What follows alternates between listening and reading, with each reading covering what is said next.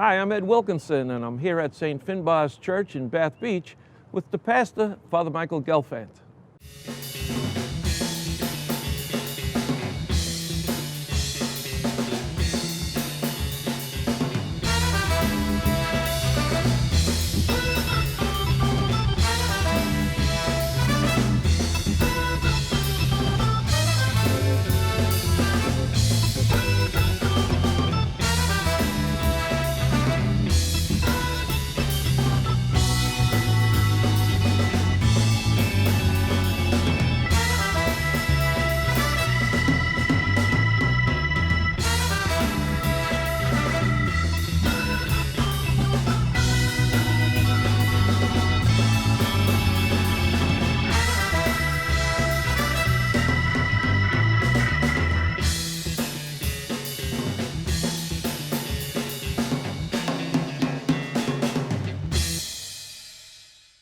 So, Father Gelfant, usually, we like to talk to priests about where they get their vocations from and, what spurs them on in their faith.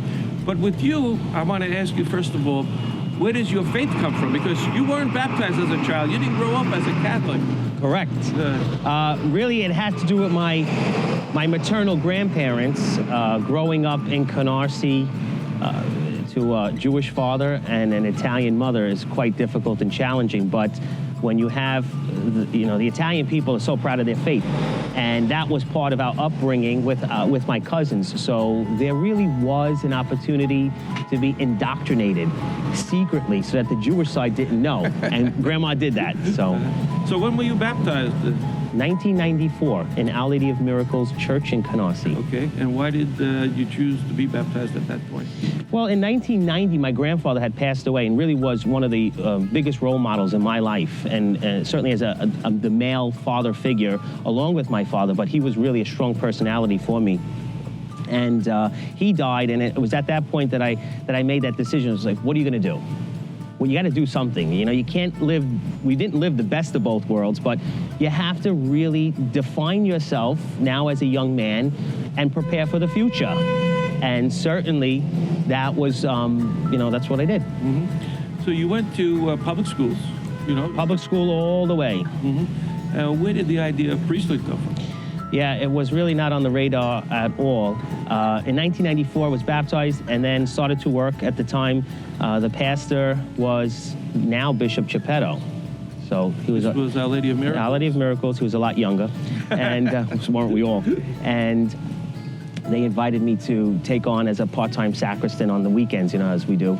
And really, it was that opportunity, getting to see the priest of the parish function, which was not just celebrate Mass. You were able to see the inner workings of a rectory, of a church, but the life of a priest, which was so much more than what an average person gets to see on Sunday. And so that was at the time where then I was asked, would you consider being a priest? Do we think that you would make a good priest? I don't know if they would regret that question now, but, and I said, absolutely not. I was ending high school. I was in my last year of high school. The opportunity to start college, move away from your mother into a dorm, and priesthood, which would abandon my whole concept of business, where I was geared for. I was then tricked into an open house at Douglaston. And I could remember, Ed, if we went to Douglaston today, I could remember walking into the chapel where I was standing, looking at the cross, and all my anxiety of possibly going into the seminary just was removed from me. I can show you the spot that I was standing when that happened. Well, that is a beautiful place. It's a beautiful chapel, and it's nice to have those memories there.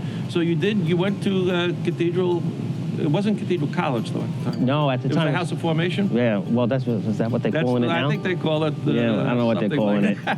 The residence. But you went there and you went to St. John's University? Went to St. John's, went there for 4 years, had a great 4 years. Two wonderful rectors, Monsignor Keene and Monsignor Cisneros.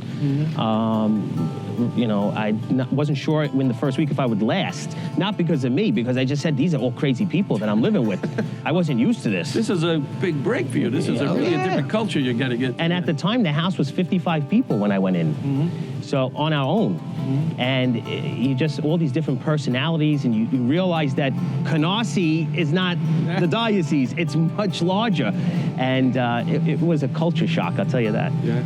That's a time of discernment, college, and you're constantly questioning yourself. Did you ever, question whether or not you wanted to continue? Oh, yeah. Oh, like every week, every week. I mean, you're sitting in the chapel, what are you praying about? It's like, okay, let me get an A in this class, and what am I doing here? What am I doing here? I could be doing X, Y, Z. So you constantly, I questioned the vocation, I guess pretty much up until a year before diaconate ordination, and I questioned it. There was nothing pressuring me into those questions, but I thought that I had to make sure that this is what I was supposed to do, not what I wanted to do, because most times being a priest is not what you want to do. It's what you feel God's calling you to do. And so I would force myself to constantly discern and ask those questions. And what did you hear back then when you were asking yourself those questions? What kept you going in the process? I heard back that you're crazy, but I need you. God wasn't the only one telling you that either, No, it was Bishop Damasio, Bishop Daly, God bless them. No, really, can you be of service to my church? What can you do? And that was the question. What could you do for the church? Aside from the sacramentals, which you could ordain a man to sit at the altar and to go through the functions. We have plenty of that. Anybody can be ordained to do that. What can you do to, enliven the church? What can you do to spread the message of the gospel? What can you do to go into a parish and build it up? Can you do that for me? And that was the question that I would hear, and my answer was always, yeah, I think so. I think you can do it. I think so. So you went to the major seminary then, and it was at 4 or 5 years at the time. Did you have a pastoral year? 5 years. Yeah, Brooklyn was still on a pastoral year. Okay. And again, that's a long time. That's a long period of preparation, I mean, if people want to be a professor, you want to be a good doctor, you have to go to medical school.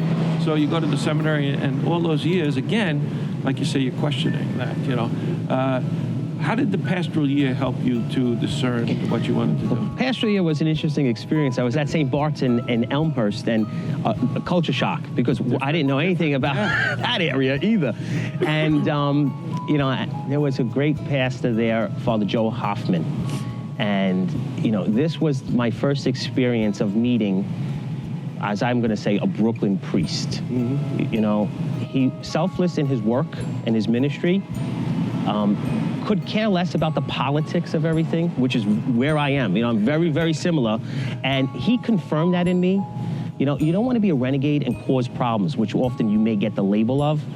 But rank and file is not my thing either, because then I can't have the freedom to do what I feel is right. And with prayer, we hope that we're on the right. So he really was a good role model in that area. And then there were a couple other priests there, and you got to see their pastoral work. So I mean, it was a nice experience. It was a little bit of a waste of time too, because you're like, all right, you want to get going. Yeah, you want to get going. Go. So, but I mean, you get to meet the people, and you realize people are good everywhere.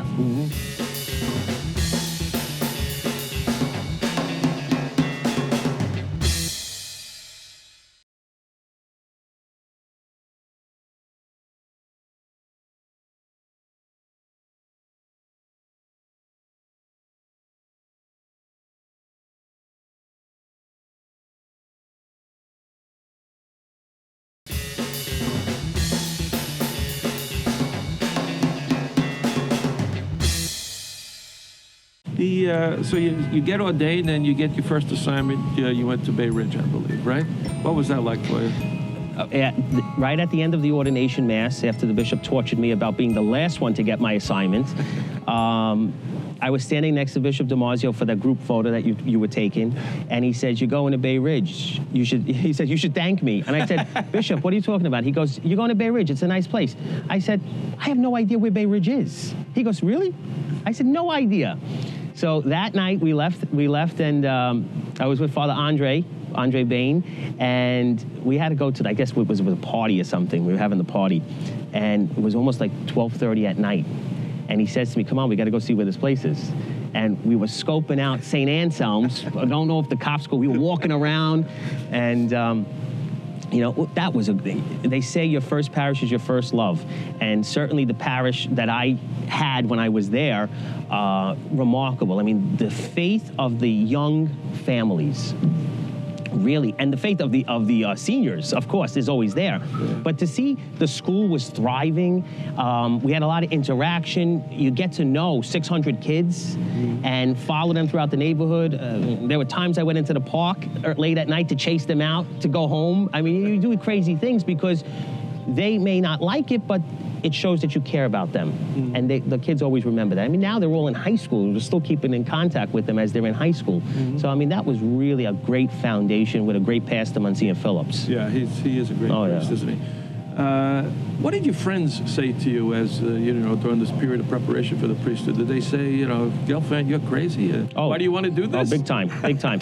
I mean, support from friends from the neighborhood, non-existent. I mean, some wouldn't talk to you. I lost half of my family just because of it. The Jewish side, they killed me off.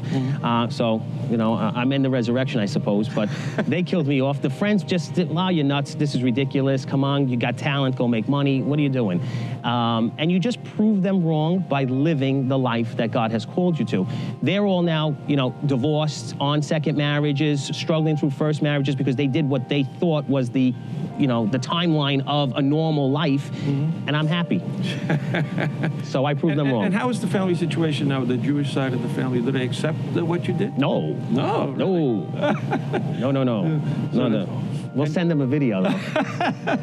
And my father, of course, my father. Yeah. My father, my brother, and myself, we're the Gelfant boys are on their own. So you have a brother, and you actually brought your brother into the church. Yes, I have an older brother. Older, he looks a lot younger because he's not a priest, but doesn't have the gray hair. No. But yeah, in 2007, he then wanted to be baptized into the church, and his two daughters were young at the time. So in 2007, I baptized him at St. Anselm's. Wow. That was a great experience. That's going to be a great thrill. Oh my God, it was great. You know, it's like your brother's always your brother. And you try to share a lot of things with your brother because we're close in age, and we try to, you know, just, you know, stay as, you know, close as possible. And the one thing was never discussed was religion, because I just, you know, I do my thing, you do your thing. Yeah. And so when he called and he was like, you know, this is what I want to do, I'm like, what? Are you sure? You better call your father. And so it was a great experience. Now, you're ordained only 9 years? 9 years. I mean, it seems to me like you've been around forever, because I've known you since you were in the seminary. Baby seminary. You've always been around. Yeah. But, and you're probably the youngest pastor in the diocese right now. You're still here at St. Finbar's. This is my fifth year now. This is your fifth year. I mean, you were a young pastor, and this is a big parish, and you got a lot of responsibilities. Oh, yeah. Tell us a little bit about St. Finbar's and what you think you've brought to it. You know, you spoke about your talents. What do you think you brought here to St. Finbar's? Well, it certainly was a big challenge. I mean, I'll be frank, and I say it to the people so it's not a shock to them. When I got here in 2010, the pastor had died suddenly, actually on the steps of the church. Wow. During a major problem that they were having with the building. And so you came in under sad circumstances, but the place was collapsed. I mean, not collapsing, it was collapsed.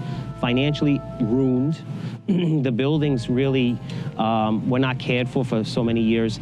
And not to put the blame on any of the pastors. It's if you don't have money, you can't do anything.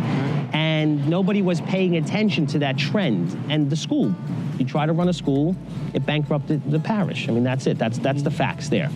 And so coming into this place, I mean, moving from Bay Ridge to Bath Beach, you know, I had to use GPS to get here because it's hidden away. It's not that far. I know, it's like 10 blocks, but it's hidden away, you know?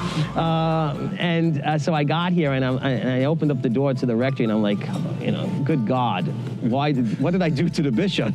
You know, you sent me here. Why did you do this to me? But the people are here, you know, and it's not the building, it's the people. And they were mourning the loss of their pastor. They were not aware of the financial trouble, but they loved this place called home. For 135 years, this place has existed. So you build on that, and what did I do?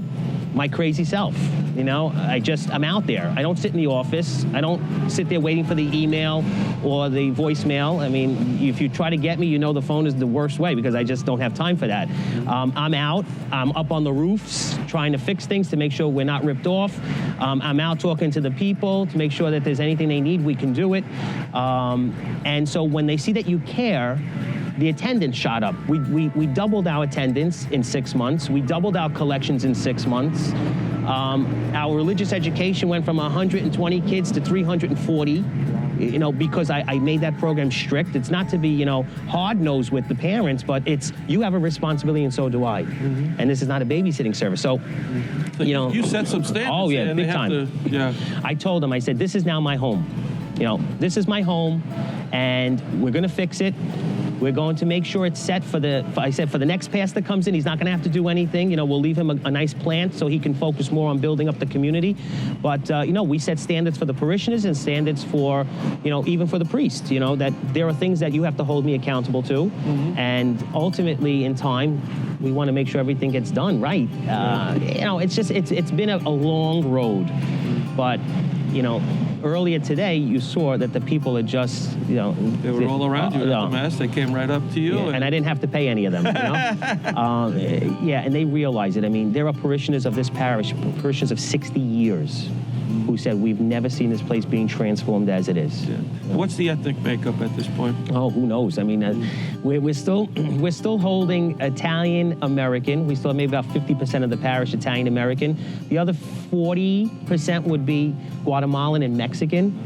And we have now Polish and a few Chinese that walk in, mm-hmm. and they stay. So there's a microcosm of the Diocese of Brooklyn here. Yeah. Now, I know that the church is the people, but this is a beautiful church. This is a beautiful building. It's like a baby basilica, right? It is. I always no, please. We don't need another basilica in the diocese. Yeah, no. Yeah, 2 already, right? Yeah, 3. That's right. 3. Yeah. But no, this is really, this place is amazing. It was home to the Irish first, when this area was more of a resort. This was the Hamptons of Manhattan. Sure. And the Irish gave their houses to build this parish. And then the Italians came in, I guess, in the late 20s, early 30s. The Italians had to pray in the lower church. They were not allowed upstairs. The Irish were upstairs. Mm-hmm. And the German pastor charged them 10 cents to get in.